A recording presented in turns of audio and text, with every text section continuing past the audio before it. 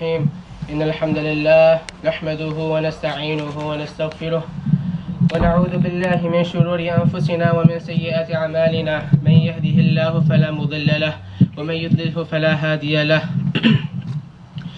ونشهد أن لا إله إلا الله وحده لا شريك له ونشهد أن محمدا عبده ورسوله صلى الله تعالى عليه وعلى آله وأصحابه وبارك وسلم تسليما كثيرا أما بعد. Respected brothers and sisters in Islam, Assalamu alaikum wa rahmatullahi wa barakatuh. Allah subhanahu wa ta'ala has given us this life, but it's a really short life. I'm pretty sure whenever we go out somewhere with our families or friends, we question ourselves and our friends or family, where should we go? Where should we eat? What do you want to do? So just look at Paul Walker, just for instance. He was a character of a great he was like one of the key characters of a really outstanding movie.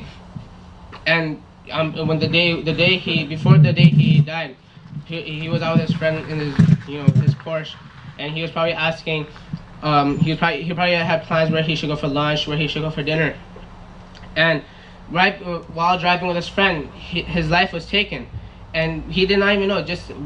He did not even know his life that same day where he was gonna go spend his time with his friend or whatever he was gonna do, his life was taken. So the question we ask ourselves, so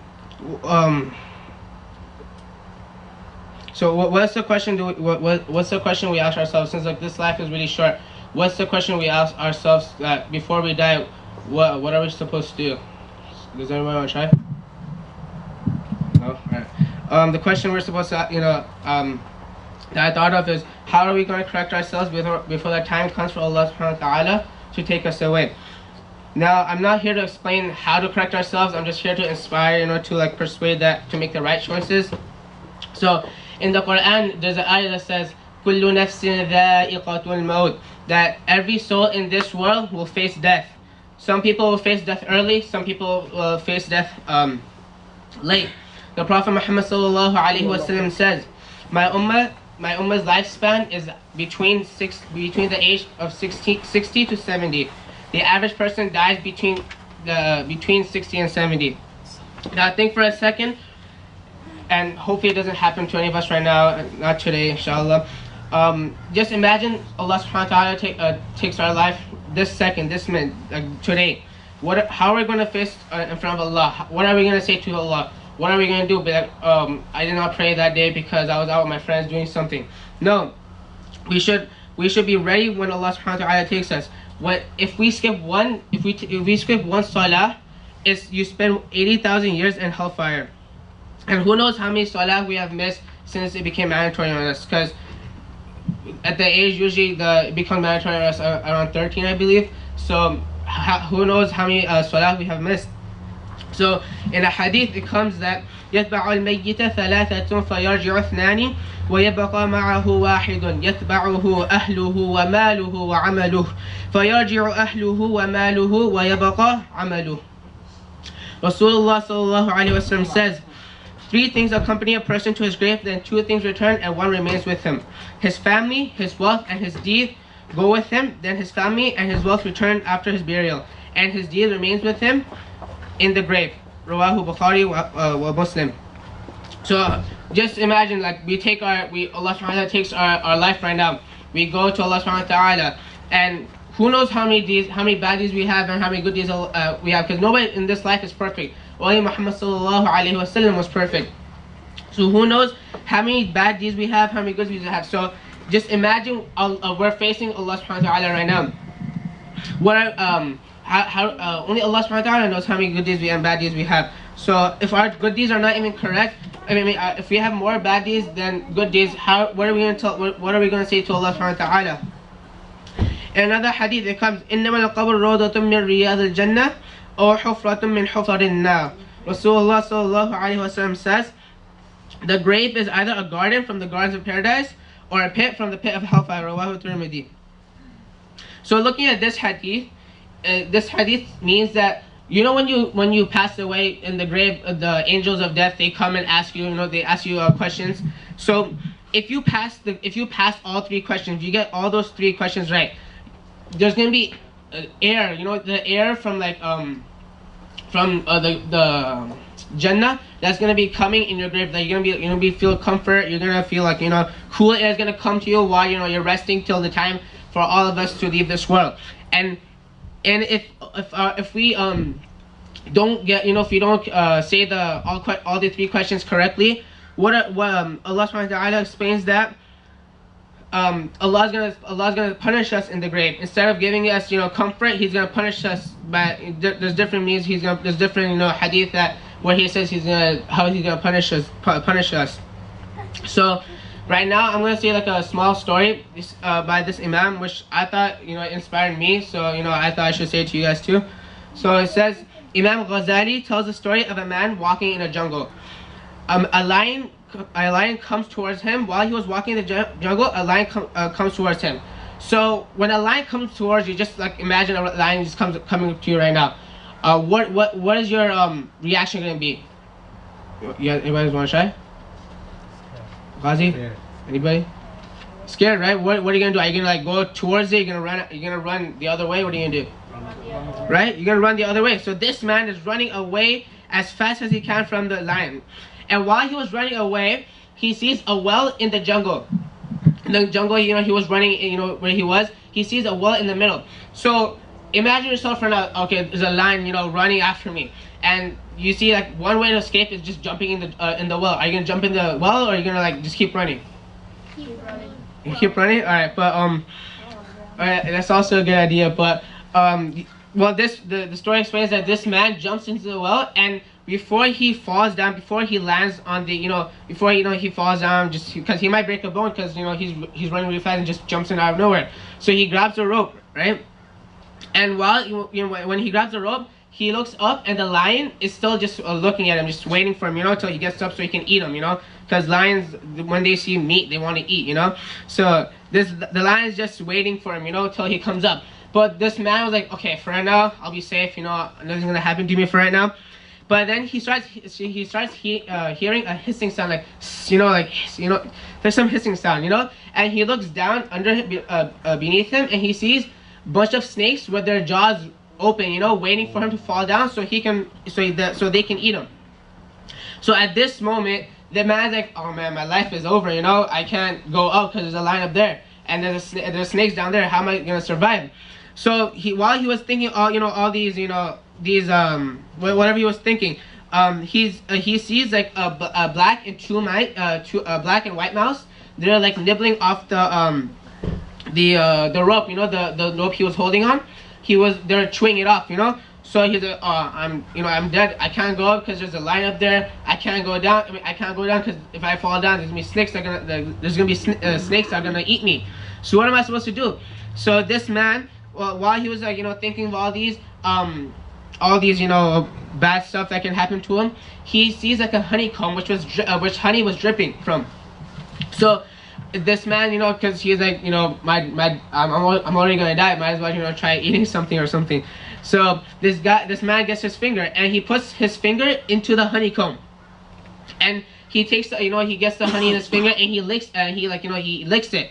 And this man is at that moment when he licks the honey, he forgets everything that was, you know, around him, that was surrounding him. He forgets about the lion, he forgets about the snakes, he forgets about the two mice that were chewing off the rope.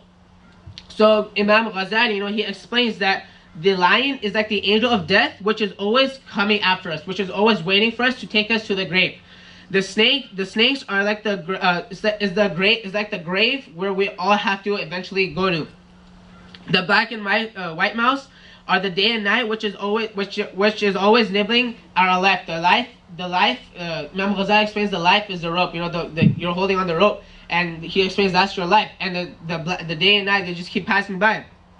And the honey is like the dunya, and the sweetness of the dunya that makes us forget the real purpose of our life, the real purpose why Allah subhanahu wa ta'ala sent us here, and the reality of forgetting, like, you know, and reality of death. You know, we forget about death because of the sweetness of the dunya. So just looking at this story, just looking at this story, how can we connect this to our you know, You can connect this story to many, things around us. You can connect us how we treat our families. You can connect us. Okay, this now I'm gonna pray from salah from now on. So, well, I'm gonna connect right now just with salah. So the power of salah is the power of salah is so powerful. Like the prophets and Anbiya alayhi salatu wasalam, they used to turn to Allah by praying 2 rak'ahs sunnah. Whenever they had, some calamities that was, whenever they were having trouble with something, they'll always turn to Allah subhanahu wa ta'ala by praying 2 rak'ahs sunnah and asking for Allah whatever is better for them. So, this actually happened to my friend one time, like a really good friend of mine. We were like somewhere in Bakersfield, and his mom said that he has to come back home because he had to go to like a function, like a party or something. But my friend he didn't want his mom to come all the way from from Chino, because he lives in Chino, and he didn't want his mom to come all the way from Chino because it's like a 3-hour drive. So he prays to Allah subhanahu wa ta'ala, and he prays to Allah and asked for Allah subhanahu wa ta'ala, Allah, please guide me whatever is the right way, whatever is the right path I should choose. Should I tell my mom to come and pick me up, or should I just stay here and let her, just save her from the trouble of, coming and picking me up? So he asked Allah subhanahu wa ta'ala, and the outcome was, he was surprised with the outcome actually happened. So while he was, while we were in Bakersfield, we were in a masjid, it was Jum'ah Salah, and we're just prepared, we're getting ready, we're getting ready for the lecture. The Imam was giving the lecture, he was about to start the lecture. And my friend, we were just in a room just talking with our other friends, and my friend, his mom called, and his mom, when his mom called that you have to come back home because we have to go somewhere, she was like in an angry mood. She was like, oh, you made you made me like do so much extra work. You're making me do extra work. Why are you making me come all the way? So his mom was really angry. And then when his mom called again after he prayed 2 rak'ahs and asked Allah subhanahu wa ta'ala whatever is good for him, whatever is the right, just please show me the right path. His mom called and said, you can stay with us, friend, because it was a 3-hour drive from Chino to Bakersfield. Nobody wants to drive 3 hours just to pick up somebody and then go back, because the party was around 5 o'clock, and she was gonna come after Jummah, so 3 o'clock, from 2 o'clock to it's all gonna be 5 o'clock, and by the time they get back, it's gonna be 8 o'clock. So her mom he didn't want his mom to come all the way just for him. So while we were sitting, his mom called, and his mom said, you can stay. So this is the power of salah that that the Anbiya and the Prophet ﷺ, they used to this is the power of salah. They used to always turn to salah whenever they had some calamities, whenever they had some trouble with. So inshallah, I'll conclude with this, and may Allah subhanahu wa ta'ala show us the right way, forgive us for our previous sins, whatever we have done to disobey Allah subhanahu wa ta'ala, and may Allah please guide us the right way. Jazakumullah khairan. Barakallahu. Allahu Akbar, Allahu Akbar, Allahu Akbar, Allahu Akbar. Ashhadu an la ilaha illallah, ashhadu an la ilaha illallah, ashhadu anna Muhammadur Rasulullah, ashhadu anna Muhammadur Rasulullah. Hayya ala salah, hayya ala salah, hayya ala falah, hayya ala falah. Allahu Akbar, Allahu Akbar. La ilaha illallah.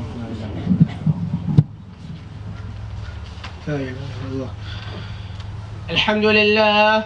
الحمد لله علي الذات عظيم الصفات سميع السمات كبير الشان جلي القدر رفيع الذكر مطاع الأمر جلي البرهان فخيم الاسم غزير العلم وسيع الحلم كثير الغفران جميل الثناء جزيل العطاء مجيب الدعاء عميم الإحسان سريع الحساب شديد العقاب أليم العذاب عزيز السلطان ونشهد أن لا إله إلا الله وحده لا شريك له في الخلق والأمر ونشهد أن سيدنا ومولانا محمدا عبده ورسوله المبعوث إلى الأسود والأحمر المنعوت بشرح الصدر ورفع الذكر وصلى الله عليه وعلى آله وأصحابه الذين هم خلاصة العرب العرباء وخير الخلائق بعد الأنبياء أما بعد فيا أيها الناس وحدوا الله فإن التوحيد رأس الطاعات واتقوا الله فإن التقوى ملاك الحسنات، وعليكم بالسنة فإن السنة تهدي إلى الإطاعة،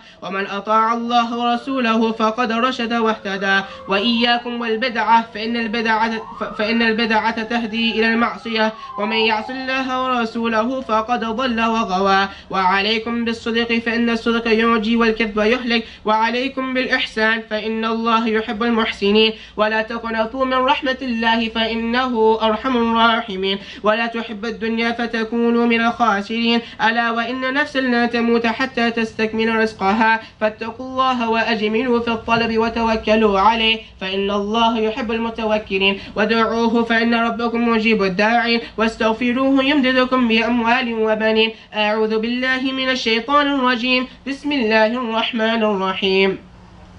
وقال ربكم ادعوني أستجب لكم إن الذين يستكبرون عن عبادتي سيدخلون جهنم داخرين. بارك الله لنا ولكم في القرآن العظيم، ونفعنا وإياكم بالآيات والذكر الحكيم. أستغفر الله لي ولكم ولسائر المسلمين فاستغفروه إنه هو الغفور الرحيم.